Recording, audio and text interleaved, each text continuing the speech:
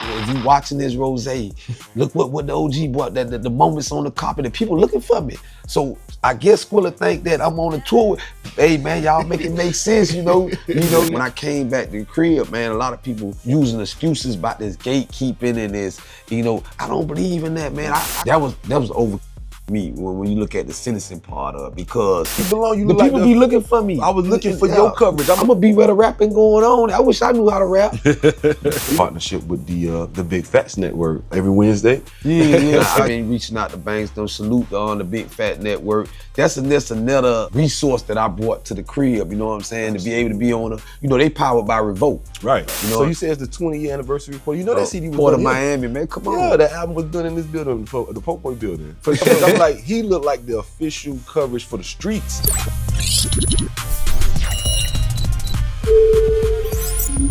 What's good, everybody? It's your boy Skrilla The Hitman, back with another episode of Step Into My Office. And today, we got a very special guest with us. You've seen him all over your timeline because he got the hottest podcast coming out of Miami right now. That's right, the one, the only OG Gigaveli. What's going on, Skrilla, man? Thank you for having me. Thank you for the introduction, bro. Of course, my brother. Hey, man, you know, before we must get into this, yes, sir. It's such, a good look for both of us to be doing similar things, with the podcast. And I honestly, shout out to Papa Zoe, man. Shout out the Papa Zoe show, right? Because I think I done leveled up to a show now. Yeah. You know what I'm saying? Like the podcast. Like it ain't okay. Like the podcast thing, it's level to this, man. That's real. Let me redo You know it. what I'm saying? Yeah. The hottest show coming out of Miami right now. Right. We just warm, like Rose say, man. Shout out to the biggest, shout out to the boat, man. We just warming up, man. You just warming up, man. I'm trying to get right. Thank you, my brother. Man. Salute to what you got going on. Without you helping, without you giving me alley-oops and assists, I wouldn't have been able to cover the ground I have covered. So I want to tell you I appreciate you. I don't just call you OG because it's a title. I call you OG because I mean it. You know what I'm saying? For me, that's what you've been to me since day one. Right. So like from the heart, I really appreciate you. And thank you for coming by my humble podcast, brother. Nah, this is a show. This is a show. We stepping up. It's a show? Okay, thank you for coming by my show. Let me set something straight for those of y'all that may not know, man. When y'all hear cats address themselves or come on the internet or refer to themselves as an OG, I want to differentiate myself from the average cat that do that. Absolutely. My OG stands for offering up game, offering up guidance. I ain't no gangster. Right. I done been through some gang. I done been in some gangster situations. I've been facing life. I faced life at 14. You know what I'm saying? I think we spoke about that on the last time we sat down. I done faced life again at 31. You know what I mean? So that's when you realize the little things, the moves that we making out here in these streets with our little switches and back in the days, our sticks or AKs or whatever. We ain't the gangster. You know what I mean? The federal government is the gangster. I'm the real gangster. You know what I'm saying? When you get in my book, Federal Pressure, I explain that when I see Black Hands, Serenos, GDs, Vice Lord, Bloods, Crips, average street guys, pimps, hustlers, all working in a factory. That's when I realized, hold up, boy, you ain't gangsters you thought you were, boy. Yeah, they could put it. It humbled me, man. The feds humbled me, man. Yeah. So I ain't want to be a gangster no more. You know what I'm saying? I'm and it's the next level to being an OG. Absolutely, yeah. And that's to be an elder of the community. And that's what I'm striving to be, man. An elder, like I wanna be one of them old men that dudes look to and be like, hey, let me go sit down where they playing checkers over here, man. Let me go suck up some game. You know what I'm saying? Let me holler at the elder of the community. Absolutely, yeah. You've been doing that. Like I've been seeing you out and about on your content. I've been seeing you touch the people. Like that's what separates you from a lot of the other platforms and shows that we have in Miami. Is I see you on the street a lot, and because of that, I see you got a lot of new updates for us. You feel me? Like you got the partnership with the Big Facts Network. Right. You know what I'm saying? I saw your coverage of the Rick Ross Car Show, the 5th annual. How was that? You was all dressed. I started putting on a suit today. Hey, listen, man. If you haven't already, man, I don't know when you're gonna get this out there, but I'm pretty sure it'll probably be in timely fashion. Absolutely. In time enough, man. I don't know what city y'all guys in, man, but if you're a fan of hip hop, a fan of Miami hip hop, that Port of Miami anniversary tour, man, is classical. grown folk stuff going on, man. When I tell you, coming from a khaki suit, you know what I mean, coming from prison where, you know what I mean, for most of my life and being able to step up in my suit game. Man, you were sharp. That's what they tell me. You were sharp. You know, I look like something out of Harlem Nights. I felt like Red. I was at the Fox. Recently, we was at the Fox, the legendary Fox Theater in Atlanta, Georgia, and I felt like Red Fox. Yeah, boy, you was sharp. That boy, man. Rest in peace, OG Red Fox. Yeah. But yeah, nah, you was sharp. I saw you with the white suit on, and you had the black lining, and you had the top. That was the tux. Yeah. I said, look at that, boy. I gotta step my game up. Yeah, where y'all niggas suits at, man? Where your suits at? You gotta grow up. You heard me. So you said it's the 20-year anniversary for you know that CD was Port of done Miami, man. Come on. Yeah, that album was done in this building, the Pope Boy building. For sure. Shout out the you know, E-Class, shout out the Pope Boy, shout out to Freezy, the whole camp, man. You know, salute to you know, Florida and all the success that y'all have over here. Yeah. I really salute they movement, man. I'm just, you know, I'm one of them cats, man, that I have to give a dude they roses when I see the moves that Strong making in the streets from mentoring the kids, Freezy over there coaching the kids, for buying up and ownership and giving jobs out to the community, man, with the shopping center, the restaurants, man. Like I salute when I come home and I see my homeboys doing what the founders in the streets really set out. That what Ike them was doing. That what you know, my OG, Rasul, black ownership. You feel what I'm saying? That's what Ben Yahweh even was doing. Like that's what the game looked like transitioning to where it's supposed to go. And that's what the young cats don't realize, man. They taking all these ghetto chances and they ain't got no end game. At all. You feel what I'm saying? It's chess, not checkers, baby. Not checkers, 3D chess at that. Like, you gotta be cerebral. So salute to them boys, man. They definitely a pillar of the community, man, in all levels, man. I love it. Yeah, but that album, that 20-year anniversary, y'all about to hit the road. I know you're gonna have tons of content. I know you're gonna have tons of you know, I was privileged to be invited to the ones that I made it, man. The historical one right here in Miami, where it started at. And I was also blessed to be, you know, to experience the one in Atlanta, man, and to touch the people and be able to go as media. Right. And I felt like I done a hell of a job because what I brought, if you watching this Rose, look what the OG brought, the moments on the carpet, the people looking for me. So I guess Skrilla think that I'm on a tour with, hey man, y'all make it make sense, you know, y'all make it make sense, man. You look like you belong. I definitely keep doing, you look like you belong. You look the people be looking for me. I was looking for your coverage. I'm like, he looked like the official coverage for the streets. Like you bridge that gap. Like, man, listen, like you just said, it's time to grow up, put on the suit. You can show a young nigga from the street that's still living that life, this the end game. You don't have to go to prison. You could just say, man, listen, let me tighten up. Let me go ahead and do something with my life, because you jumped out and hit the ground running. I'm gonna give credit to certain people that, like you say, I alley-hooped you and inspired you in this media game, right? Absolutely. Yeah. I have to give credit to Larry Dog, man. You know, like Larry Dog, definitely inspiration to me. He opened a lot of doors prior to even the internet coming, like the open mics, the hosting. So he take time out when he see me doing what I do at the, you know, shout out to them boys, Spakes Jenkins, and all them boys that give me the opportunity to transition from a cell in a prison yard into journalism, into you know, doing what I'm doing and giving me the opportunity to exceed in it. You feel what I'm saying? So him, Papa Zoe, I have people that I call, you know, that's been in this game. You feel what I'm saying? And they want to see me win. You feel me? Absolutely. So yeah, man, I have to take a moment out and say, hey, Larry Dog, you know what it is, man. I'm on your coattail everywhere we at. And Larry Dog there, I'm quiet. I'm studying. I'm sucking up game. You feel me? Yeah. Shouts out OG Larry Dog, one of the original members. He from the era of Marvin Dixon. Right. He's the original. He jump-started a lot of dudes' career down here in Miami, man, with what he brought. I wasn't out for that. Right. You know what I'm saying? I wasn't in, you know what I mean? But, you know, I know Larry off the app from, you know, when I was a jit. I used to know Larry he did what he did, you know?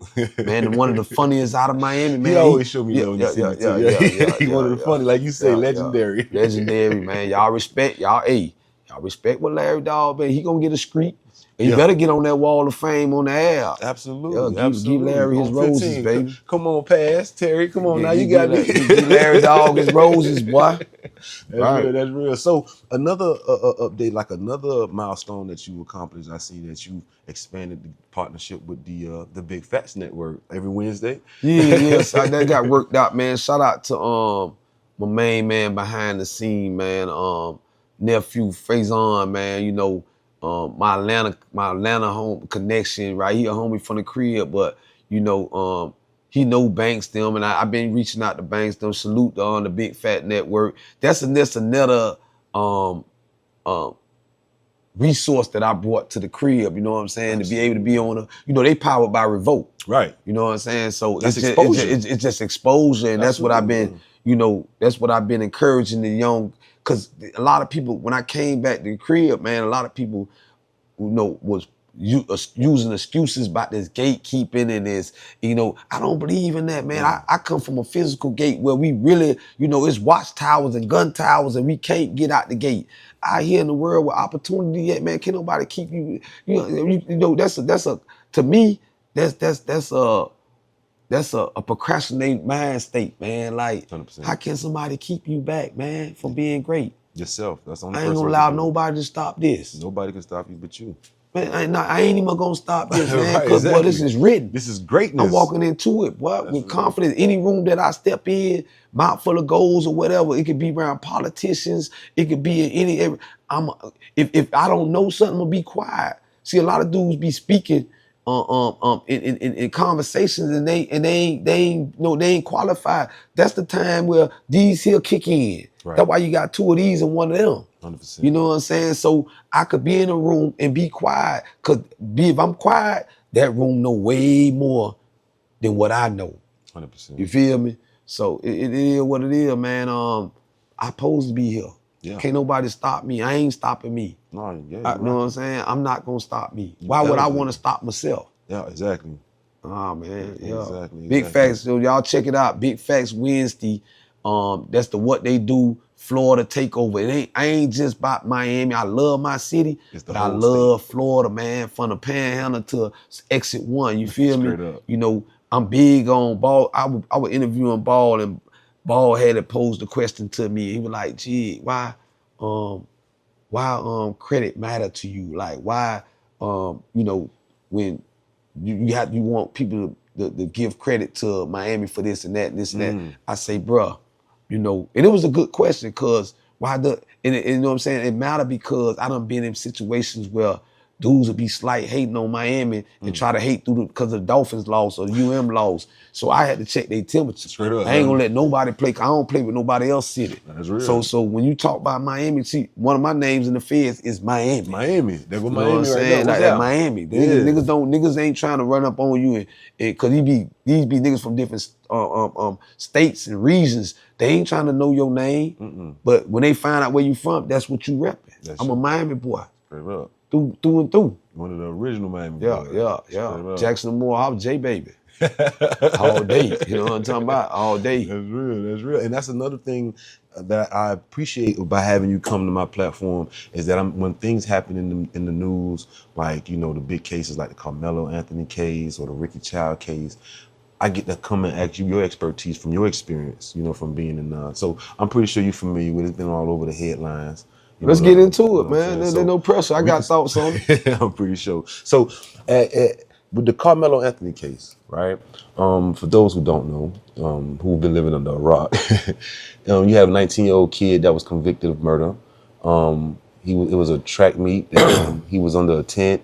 The altercation happened. He stabbed the boy. I don't have to say allegedly because he's convicted. So he stabbed the boy, and the boy died, and he was convicted for murder, and they gave him 35 years. So first of all, first question I want to ask you is, if somebody gets convicted at 19 for murder, is 35 years, is that like a life sentence for them? Do you take their whole life away by doing that?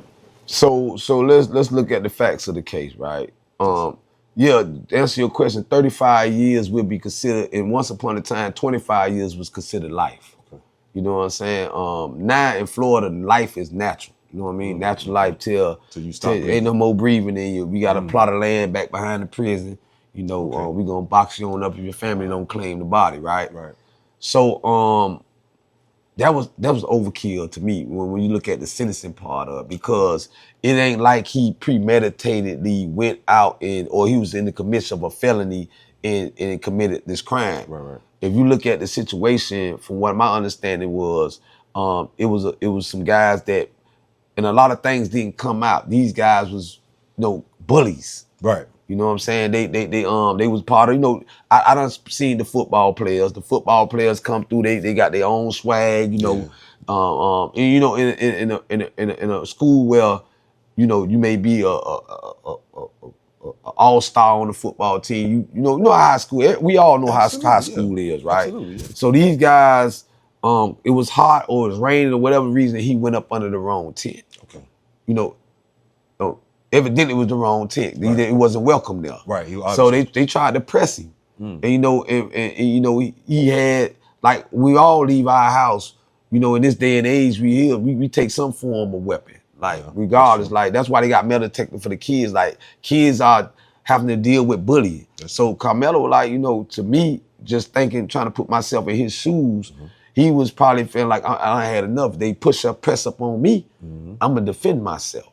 You see what I'm saying? So we got laws of standing ground that pose to protect people when a situation, in that situation, it was two guys, two brothers or whatever the case may be. I don't know the totality of the facts, but from what I'm catching off the internet, they pressed him about being up under the tent, some altercation occur. Like you say, he ended up stabbing one of them. When I look at the law, I would say that would fall under not a murder or second-degree murder. That would fall under manslaughter. Okay. You know what I'm saying? Because it wasn't intentional murder. It wasn't, you know what I mean? It was an altercation, it was in a fight. You know what I'm saying? Right. A heat of the moment type thing. So I feel like the charges didn't fit the crime from the gate. Okay, so you feel like they overcharged him? Yeah, they overcharged him. You know what I mean? You got first-degree murder, which is something where it was you commit that in the commission of a felony. First degree, that's premeditated. So that's like not all premeditated, but premeditated is first degree. Right. But there's other forms of first degree. Right. But the just so from what I learned pre-law school, right? You know what I'm saying? Well, is that the what makes murder one separate from murder two is the opportunity to change your mind and you double down on it. Right. So it don't have to be, I'll plant this 2 days ago. Right. It could be an altercation where I try to shoot somebody, my gun jam, I go unjam the gun, and then I shoot that person. By the fact that I had the time to unjam the gun and shoot it, that's murder one. That make it murder one. Right. But if I tried to shoot somebody in the heat of an argument, I could murder two, it was an argument, fine. Right. You know what I'm saying? I didn't plan that, you know what I'm saying? Right. So that's the difference between the two. So what makes it manslaughter then? Manslaughter means I meant to hurt you, I didn't mean to kill you. So if I hit you, I knock you out, I hit your head. I don't think that he woke up that day saying I'm finna go somewhere and kill somebody. True. So technically, first in the state of Florida, I can't because I studied in the state of Florida. Right. This was in Texas, I believe. Right. So which is similar, very similar because those laws. Let me give you some backstory.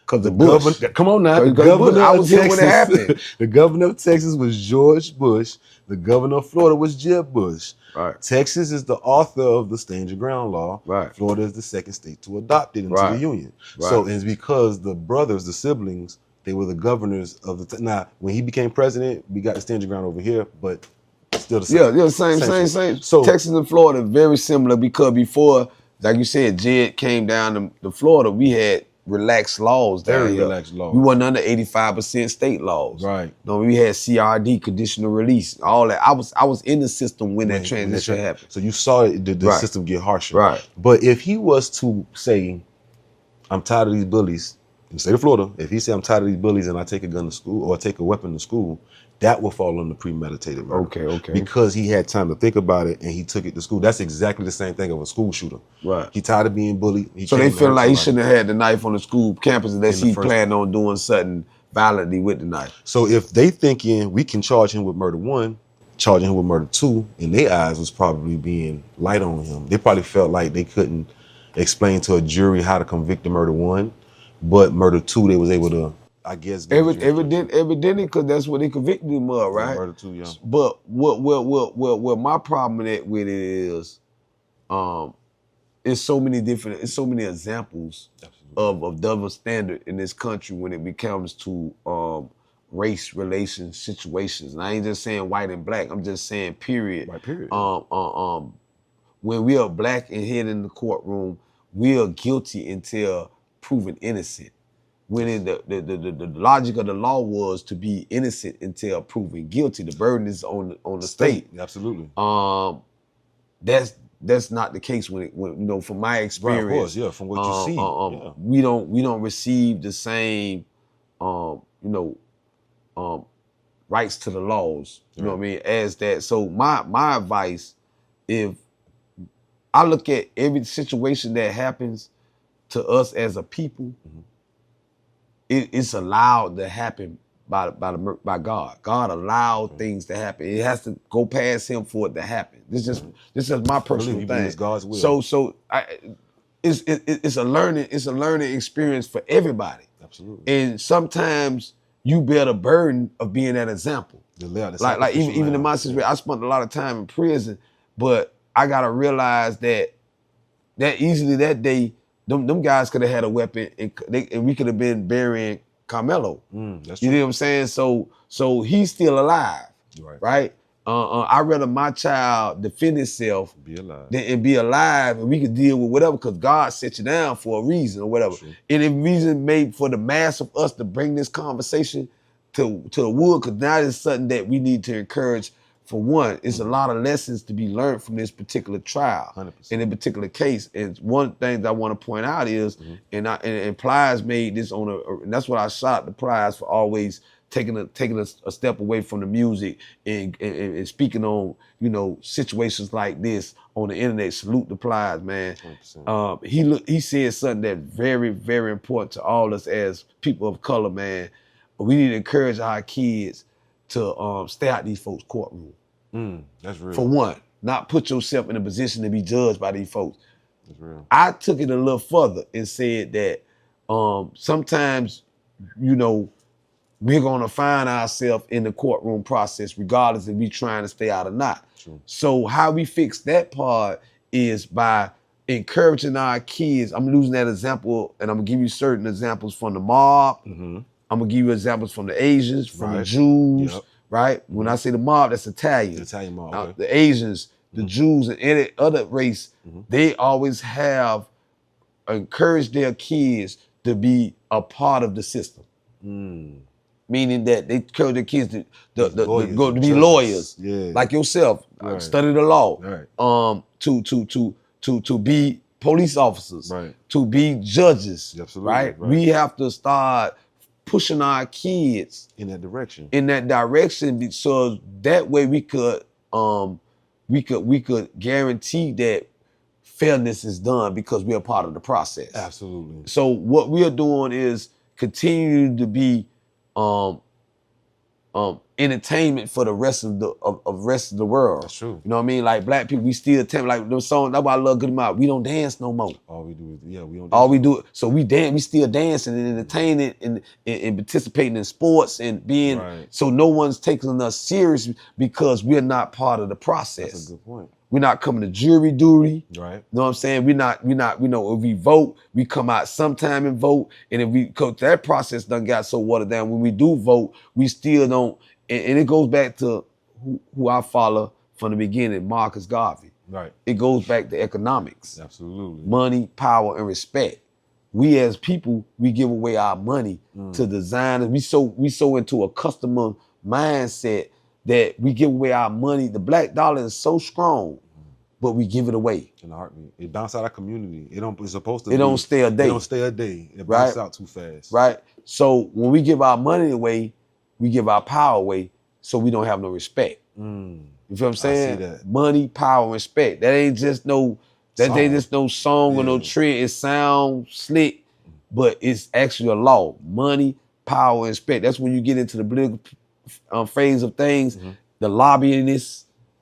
If I'm a politician and I'm running for office and I want your vote, and I set these dinners down when I'm having dinners, like right now, Luke is running for office. Luke is putting together dinners to get support, you know what I'm saying, his platform. So the bigger donors, that I see at my at support, they got a voice in my when I win, right? They can't miss. Yeah, that you become They a donor. call you a regular donor because I'm gonna need this money again from you. 100%. I need a re-election. So when your phone ringing, they say Skrilla want to speak to you, run him straight through. Straight through. Because Skrilla bought them $2,000 plates. And then he give me a $10,000 check. You see what I'm saying? So we gotta realize the process, man. We run away from the process. Become a part of the process instead of being and we can guarantee a subject, fair. right? Be more fair. Because like you said, we don't do jury duty. So that's why when people scream I ain't got time for that. So when people argue about an all-white jury, it wasn't really an all-white jury. It was probably a predominantly white jury, but it wasn't an all-white jury. I heard they struck with a couple of the black jurors. Yeah, but that's something that you can do on both sides. So it's called verdure. But they had enough of them, they couldn't strike all of them. There wasn't enough of them showing up. That's the point you're making. And I heard they moved it to a certain where the area that they put them was predominantly white. Yeah, but by law, the Sixth Amendment, you have a right to. You have a confrontation clause. You have a right to the people who are accusing you of a crime. You have a right. It's a venue clause in that too. You have a right to have that trial in the venue in the area that they accuse you of, right? So that's why they promise you a jury of that in that community, in that area. What you also have a right is to request a change of venue.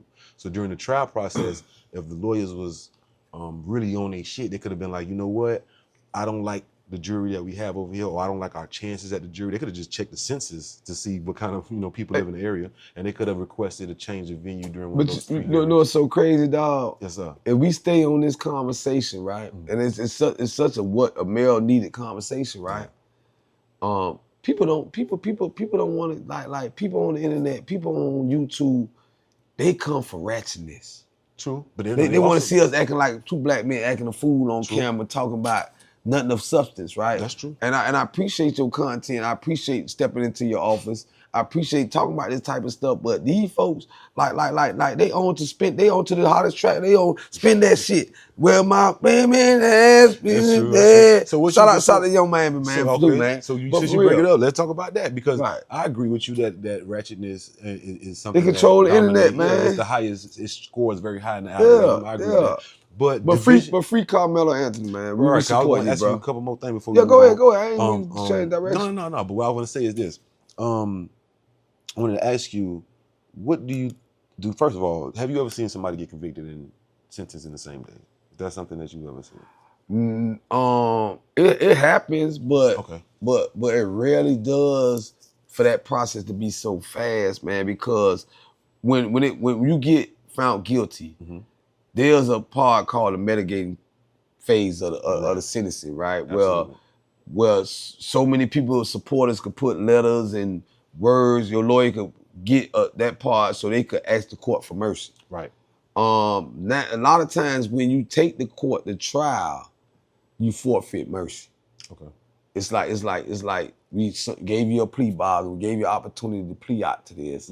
So that way because you got rights to a speedy trial. Yeah, all that. So it's a speed up process if you want to speed it up. You can speed it up. Yeah. So maybe because he took him to trial and such that this case has so much national attention, and it was you seen what reaction after the trial, right? Yeah. Like it really could have set off something. You know what I mean? Okay. So maybe they didn't want to drag it on too further, and they had the right. Evidently they did, they had the right to do it.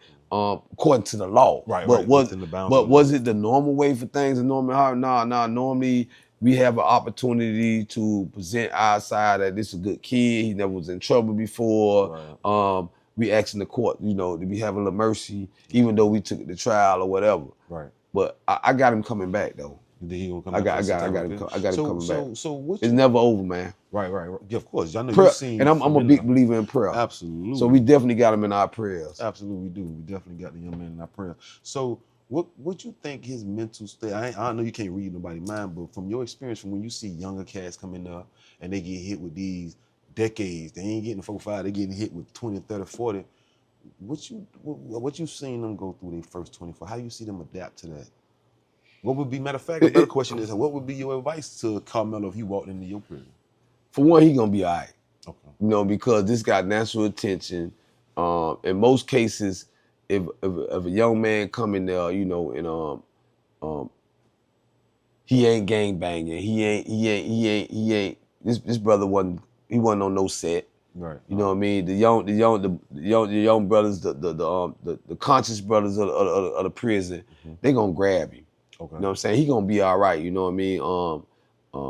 He definitely gonna be all right. You know what I mean? I feel that in my soul because I've done a lot of time. I would be one of the brothers that make sure he be all right. Okay. And I know there's a lot of me in there. A lot of guys like myself that's in there that's gonna make sure you know what I'm saying that because he don't supposed to be there. Right. See. But because he don't supposed to be there, brothers gonna give him a little, you know, give him that pass and work with him because he's a good kid. Right. You know what I mean? He in shock right now. Like he never been locked up. See me, I was born in prison. I think I was born in chains, man. Like I was for real though, man. You know, I was doing it so early, man. You know what I'm saying? So I'm one of them dudes that once they put the handcuffs on me, you already know what's up. I'm waiting on my bed now. You know what I mean? Like, hey, we ain't got nothing to talk about. Like, I'm trying to duck the ass whooping. Right. You know what I'm saying? Because most times when I went in for robbery, and I dealt, you know, Station 6 in certain areas and certain, it's an ass whooping type of stuff I was out there doing. You know what I mean? But I know how to ball up on the ass whooping and go in there, lay my ass learned down. everything. You know, I'm looking for a pillar. I know once I get in there, you know, I'm a hall baby. You know, I don't know that's juvenile hall. Okay.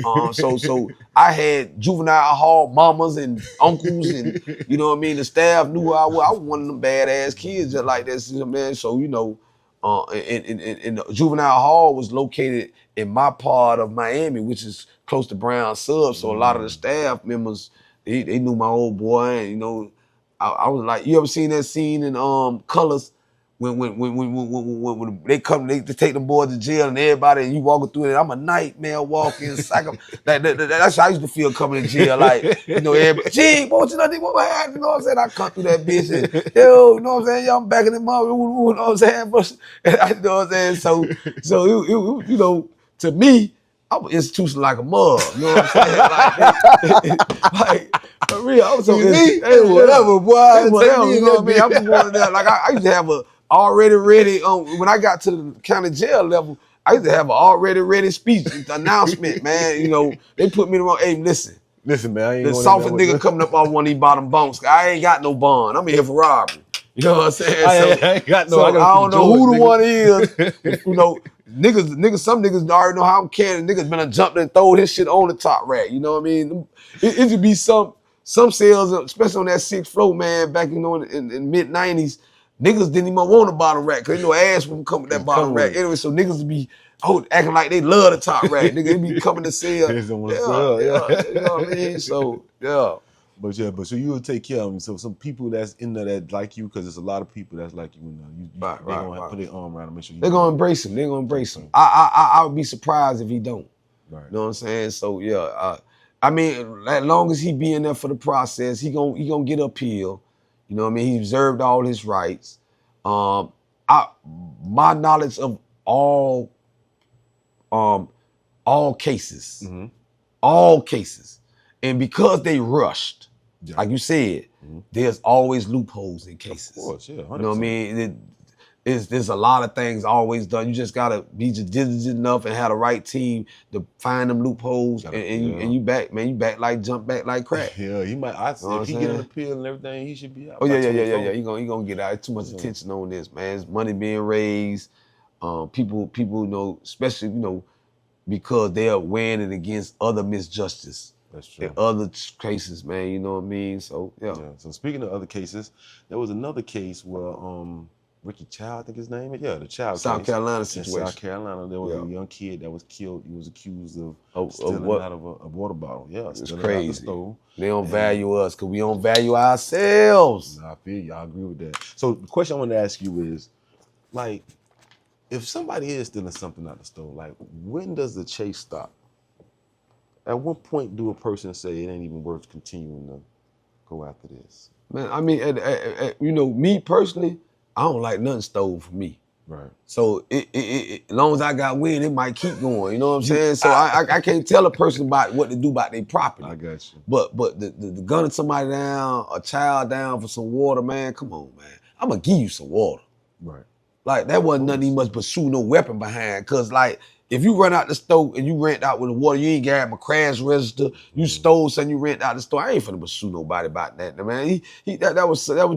That just go to show that we need to stop spending our money with people that don't value us, man. Like, where the mom and pop, that's why I be so big on, like, we ain't owning nothing. Everybody want to, that's how I be hollering at the little YBs, man. Like, own your property, own your stores, own your community, man. Because they not going to do that to theirs in their community. Nope. You know what I mean? So they don't value us because we don't value ourselves. We looking at each other as ops.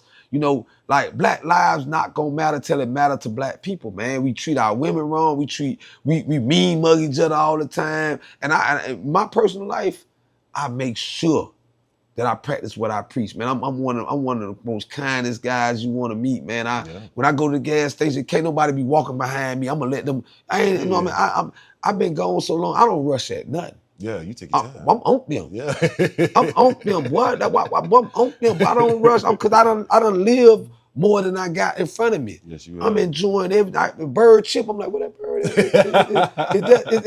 That's a bird I've never seen. That's a bluebird. That's a blue dog. I'm appreciating life, this phase of my life, man. Like, for real, man. I'm very grateful, man. That's real. You know what I'm saying? And inside of being grateful, that's what's allowing me to be great. You understand what I'm saying? That word is in there.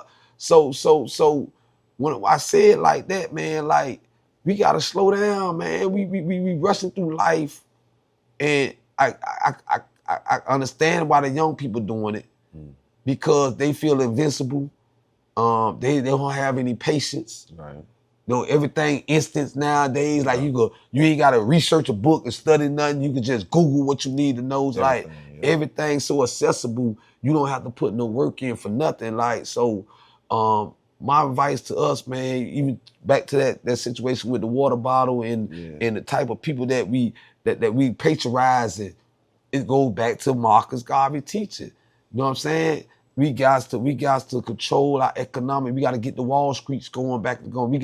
That's why when we started this, I saluted E-Class and Fro Rider and Frizzy them for buying the community back. So when I walk into, shout out to Chuck too, man. When I walk into Allen team, I get treated with, don't let Chuck be back there. I'm liable to get some extra jerk. You walking out with a pound. I'm walking around. I'm like, you know what I'm saying? Like for real, because I patronize my people. Yeah. You know what I'm saying? I want to keep. That's why I went when I go in front of Miracles, I make it be so important to tell my people in Miami, man, we can't lose Miracles, man. We can't lose Miracles. You know, we done lost Jumbo, World Castle going around on the corner. This is why when I stop and I go shop I go cross town to go to Purple Carpet or go to Rasul to find my K. Y'all want to know where them Kangos at, man? Y'all go holler at Rasul, man. That's how Rasul. You know what I mean? Like a patriot. I mean, real historic and black family man, businessman, and the whole family working in there, man. It's a family vibe. 100%. You see what I'm saying? We gotta support each other, man. Yeah, he did. I had a homeboy. My homeboy cousin was dating Rasul's daughter in the high school. As soon as they graduated, Rasul helped him open up a store. Nigga been in business for about 20-some years. Family, man. That's how you spread the wealth. Man, you can't miss in Rasul, man. Listen, y'all want to know where them suits OG been rocking come from? Rasul. Man, y'all go, man. Y'all think because the outside look like that, y'all go in there, man, you get surprised. Go get them hard bottoms. Man, for the low, man, they gonna work with you. If you patronize or not, they gonna fool with you. Yeah. If you a regular, they gonna fool with you. That's real talk. You know what I mean? They gonna make it make sense. And that's the problem. Because they got it like that. That's real talk. And that's what you highlighting. That's the problem. But we go patronize these businesses that they mean mugger, don't want us there, don't want us to patronize. But they take our money. Yeah, and in fairness, let me, play devil's advocate, or at least try to be fair about the situation. Since we don't own the block right now, if I need to go get a bottle of water, if I need to go get milk, I gotta go to Mr. Chow store. I ain't got no car to go. I ain't gotta go there. Shout out to the water boys on the corner, man. Support the boys on the corner. But I'm saying, like, realistically. But you talking about other stuff. I'm saying, like, in general, like, most of the time, if I'm gonna go grocery shop somewhere, like, look at all the Bravos and all the Presidentes in our neighborhood. Like, it ain't even as many Walmarts. I guarantee, let's go back to the situation ahead. I guarantee if that man pursued that child, about that water bottle, I guarantee the customer service in that store for people of color was terrible. It's a pattern. You just don't run and shoot nobody's child down like that if you haven't been mean. All you gotta do is show me one time that you don't want my business. True. And in fairness, one time. Let me play devil advocate in fairness. Okay. So like you said, if he chased this boy down, that customer service got to be bad. What if, you know how we go to the store, we see these pictures on the wall where they say he's stealing, she's stealing, he's stealing. What if this kid was a frequent stealer, or he caught him before? Or he saw him before and couldn't catch him before, so he chased him. He was so pissed, he chased him. First of all, life is valuable, man. 100%. Life, like you gotta live. If a dog jump in my gate and ravaging in my trash, man, and I don't like that, and he spoiled my, man, I still value that dog. I might strike him with a wood, but I ain't trying to kill the dog. I understand. I agree. Like that. Come on, man. Like a bottle of water, bro. He could have stole the register. You gonna pop a shot at the. He ain't grabbed the register. Right, but even if he don't deserve to die, I'm with you. Personally, I agree with you. Ain't no justification in that, man. And then for them to let him off, ain't no justification in that, man. So legally speaking, he was justified, technically, using that word, because he took it to trial, and they deemed that was a justified homicide because the boy had a weapon. Whether he pulled it or not, whether he used it against him or not, they felt that because, and that's something that we also teach too, that if somebody so he had a weapon on him. From what I understand, the reporting is, yeah, he had a weapon on him. Did he point the weapon? Was the weapon brandished? I wasn't know. Was this man life in fear? Well, that's the point. Yes. Where did he hit him at? Did he hit him in the back? So legally speaking, because they said it's a justified homicide, that means they believe his life was in fear. They believe him saying his life was in fear. But what I'm saying is, based upon what we know about the situation, right? Mm-hmm. Right? Yes, sir. Regardless of what they're saying, was this child running away from the scene or coming towards you? So from what they're meaning, the jury and the right. That's what I'm gonna say there. So from what they're reporting from the facts of the case, he turned around and he had a weapon. Now I don't know if he pointed it at him or not, but the facts is that they said he had a weapon. When he turned around, the man saw a weapon, and he shot and he defended himself because he was in fear of his life. Or he defended his son because it was his son that actually caught up to him. And by the time the old man got up there, he saw his son in danger. So. Hey, if that's what it was, cause like at the end of the day, I wasn't there. Right, I wasn't there. I don't know the totality. Let me tell you something. One thing I wouldn't, even though I encourage us to be part of the process, judging is a way. That's something that, hey man. But that's a part of the process. Say, only God can judge me. But that's being a part of the jury, though. Being part of the jury. See, us having these conversations it contributes to what we were just saying we want to teach our children. We have to actually have some type of legal mindset. So yeah, I studied law, but I didn't go to law school. I took the LSAT and I, applied, but I didn't continue. But to have this education about the way law works is very helpful for me. I know what I can and can't do. I know what to play with, what not to play with. So if we can have these conversations and say, all right, let's have an understanding of the way the law works by just talking about, if you get caught in as a juror, they're going to explain to you the law that you're, having to preside over, the law that you got to deliberate over. They're going to explain to you exactly how that law works. They're going to say, hey, this is murder too. I'm going to tell you this, Skrilla. I'm going to cut to the nutshell with you, babies. Mm-hmm. You ever seen that movie, Time to Kill? Yeah. With Samuel Jackson and let me tell you something. Matthew McConaughey. Let me tell you something, and I don't want. Damn right, they deserve to die. Hey, listen. Let me tell you something. Let me tell you something. I got a grandson.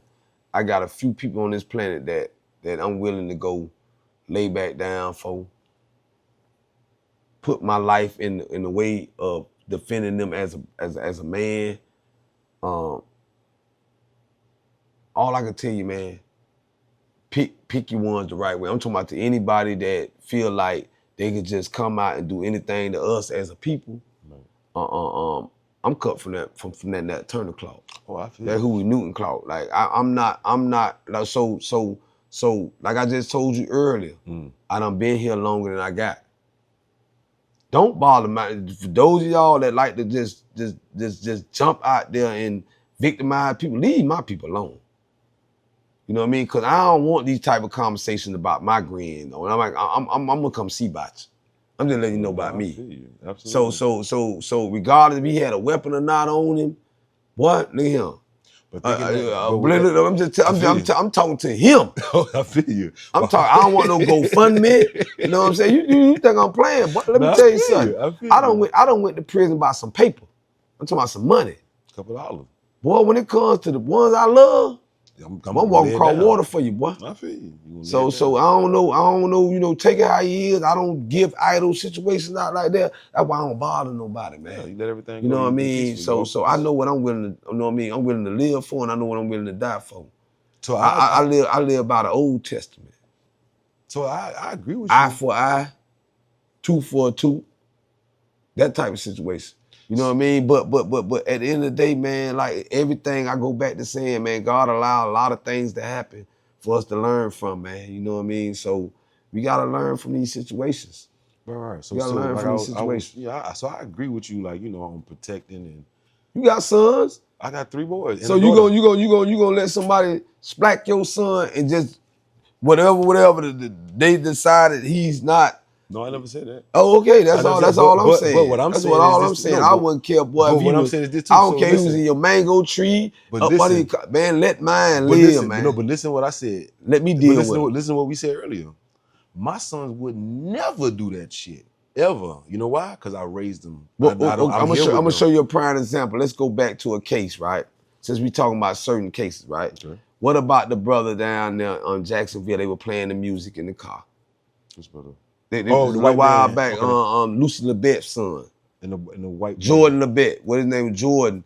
And the dude told him to turn the music down, and he just and they gave him to stand the ground low. Well, I don't know. I don't remember that kid. It's been a while. See, that's why these stuff done happened so many times that we talk about it for a while, and then it just it's old news. Like that's why I'm saying at a certain point, like we just gotta prepare our young kids how to act according into this world that we living in now, man. Like so let me point with that. The point you're making with that is you have to tell the kids the harsh truths. You have to tell them you can't go in nobody's store and steal. Them niggas gonna shoot you. If you go in somebody's yard and steal out their mangoes, they got the right to shoot you. That's what I teach my children. That's why does that like at the end of the day? And if you where the value of life come, man. So my point. So, but listen, this is the solution to all of that. That's why we had these conversations.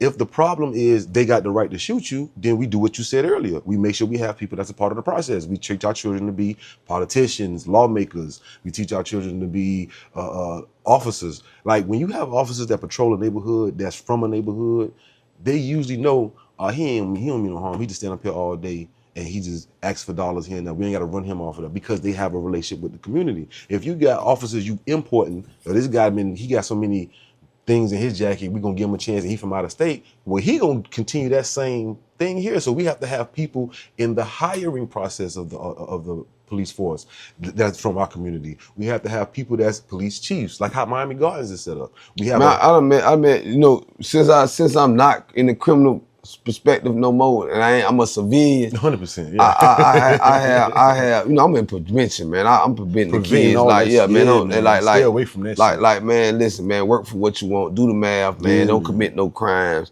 Enjoy life. Go to college. Go live, man. You know what I'm saying? Don't make yourself a slave, man. You know what I mean? By becoming a felon, right? Right. So with that being said, man, there's a lot of like police officers I've been running. A couple of them at the Rick Ross on console. Man, I like what you're doing. I follow what you're doing, man. So shout out to them police officers, man. That's on the force. That's just doing their job, man, and making sure you gotta have some type of order. Absolutely, yeah. You got good. You got like I teach my boys and my daughter. I teach my kids. All of everything ain't bad and all of everything ain't good. Right. So you got some, you got to be a special kind of person to want to be a police officer. You know what I'm saying? To want to sign up for the Army. And I'm not saying all those people are great people, but all niggas ain't good neither. Some niggas deserve to be in jail. Some niggas did what they was, you know what I'm saying? So all of everything ain't bad and all everything good. We need police. We need the justice system. And everything, my question to you was going to be, just because a verdict is reached, just because you have what they consider justice due process, do you think that can be, he may have had the right to shoot him, but we just got through disagreeing about the morals and stuff like Right, that. right. I agree with you. Morally, he did not have the right to shoot him. That baby was somebody's child. He had a lot of room for rehab and growth. You know. See, when it comes to be fair about who that person is, I feel like what we reap is what we gonna sow. Right. So God only knows if this man, was in fear of his life and he responded the only way that he knew how. But if he had malice in his heart and he just wanted to take that child's life, I believe in the higher justice. I believe in the justice of the Most High. You know what I mean? So if he got it coming, time will tell. And like you, that's an older man. He got less years ahead of him than he got behind him. Right. And we all got to answer to the Most High. And in fairness too, because I wanted to bring this up earlier, like you said, you'll crash about your baby. In his mind, he saw his baby in danger. Right. So in fairness to him, even if he was wrong, you know what I'm saying, for killing that baby, in his mind, it was my child. So I don't think morally, I think it was wrong. It's a fucked up situation. I hate that it happened. You know what I'm saying? But I just want to make sure I get your input on it because of what you've been through, your experiences, is very valuable. With your Right. If race was reversed in these situations, do you think the outcomes would be the same? Man, we done got so many proofs of that with the Trayvon Martin situation, George Zimmerman. We got so many different proofs of that the standing ground was really not made for brothers of colors or whatever, man. So no, it's so many cases that we could go back to and look at and show. I said at the beginning, like there's until we become part of the process to fix the process, we gonna always be guilty until proven innocent, man. That's where I stand at with it. Okay. So, what you got coming up next, OG? Hey man. Just shout out to all the people that's been supporting me, man. Reposting my videos, you know what I mean, saluting me, giving me words of encouragement. Y'all know who y'all are, man. If it wasn't for y'all and the Most High, I wouldn't do what I love to do, man. This is my purpose, man. My purpose is to reach the young kids so they don't have to be institutionalized or come up like the OG did. I got a lot of things. I got a book signing coming up on the 28th. I don't know if this is going to be out before then, but me, Big Money, Sonny off the app, salute what Sonny do all the time. Him in the circle of brotherhood, man, and all the brothers that's out here actively being a part of the change, right? I got my main man, Chico Dean, just got a lot of time, gave back a lot of time. He was like sentenced at life at 16 years. Boss man Sawyer, y'all know who he is, man, big boss man. He got a book out. All us came together to bridge the gap.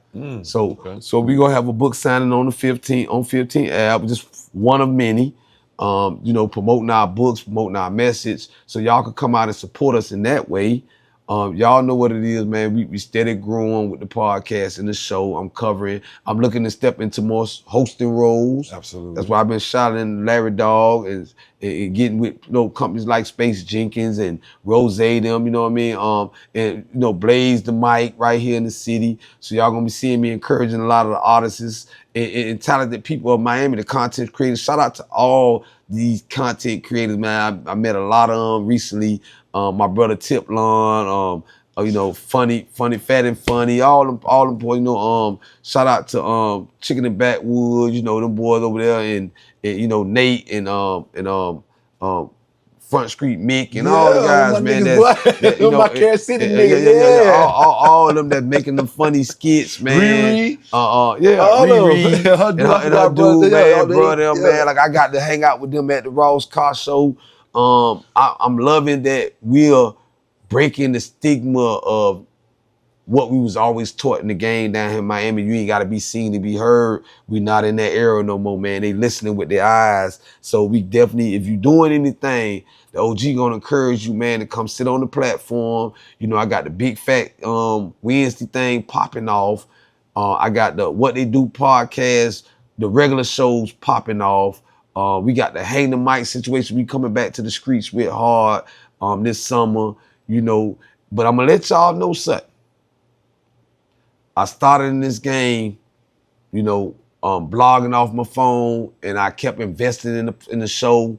I just came out of a few meetings of finding places to give you the quality that we be bringing you over there at the show and What They Do podcast.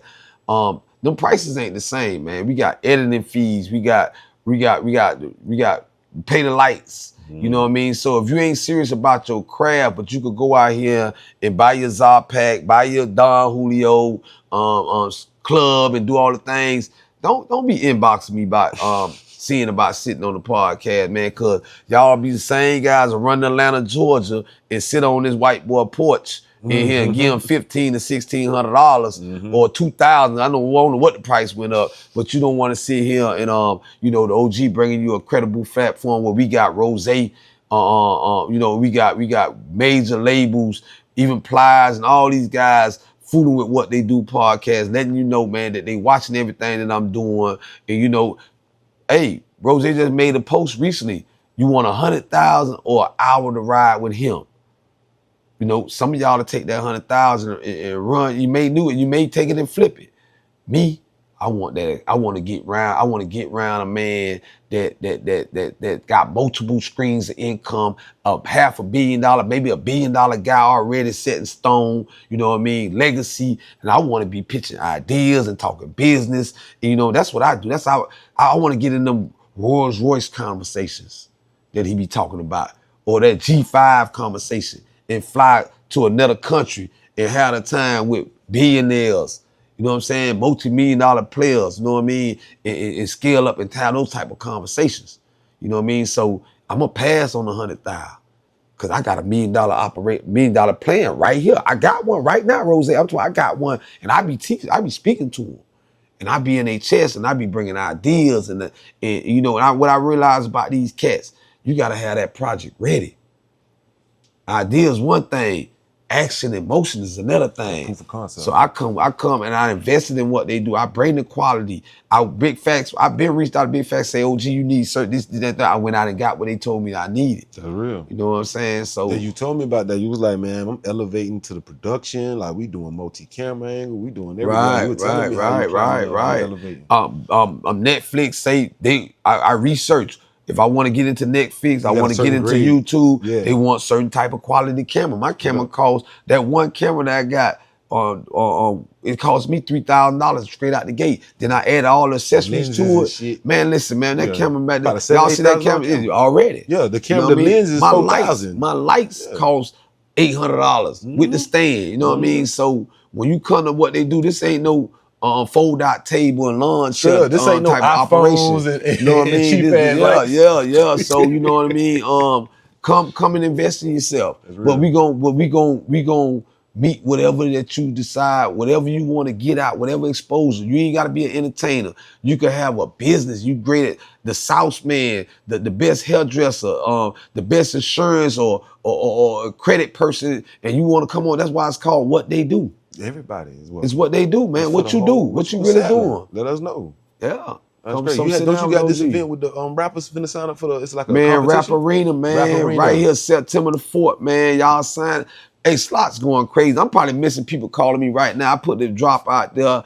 Phone been going crazy. Shout out to Bunny Parker for being one of the first ones, Queen of Down South. And I had to come let y'all cats know. You mean to tell me y'all gonna let a female with kids be serious about her game, and it ain't nothing but a pair of Jordans to sign up? When I say a pair of Jordans, that's the entry fee. That's it. I'm not gonna contact me. A pair of Jordans, what you pay for a pair of Jordans will get you in front of, I'm a judge, DJ Nasty a judge, TNT from Rod Wave Production is a judge, and then Rose sitting in the building.